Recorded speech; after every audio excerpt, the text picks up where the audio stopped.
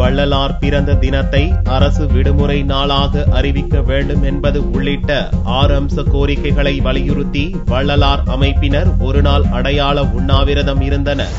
வாடிய பயிரை கண்ட போதெல்லாம் வாடினேன் என கூறிய வள்ளலார் சென்னையில் 33 ஆண்டு காலம் வாழ்ந்த இல்லத்தை அரசுடைமை ஆக்க வேண்டும், அவர் பிறந்த அக்டோபர் 5ஆம் தேதியை அரசு விடுமுறை தினமாக அறிவிக்க வேண்டும் என்று அனைத்து சமரச சுத்த சன்மார்க்க சங்கங்கள் கோரிக்கை விடுத்து வருகின்றன. மேலும் சென்னை சர்வதேச விமான நிலையத்திற்கு வள்ளலார் பெயர் சூட்ட வேண்டும் என்பது உள்ளிட்ட 6 அம்ச கோரிக்கைகளை வலியுறுத்தி சென்னையில் இவ்வமைப்பினர் ஒருநாள் அடையாள உண்ணாவிரதம் இருந்தனர். அதுதான் வள்ளல் பெருமானுடைய நோக்கம். அதை அவர்கள் செய்தார்கள். அதே வேலையை வள்ளல் பெருமான் தொடங்கி வைத்த அந்த உணவு பரிமாறும் அந்த வேலையை அடுத்து தமிழகத்திலே அருட்தந்தை திரு பிரகாச வள்ளலார் அவர்கள் 33 ஆண்டு காலம் சென்னையிலே வாழ்ந்த வள்ளலார் இல்லத்தை அரசுடைமை ஆக்கி அது வள்ளலார் நினைவில்லமாக ஆக்கப்பட வேண்டும்.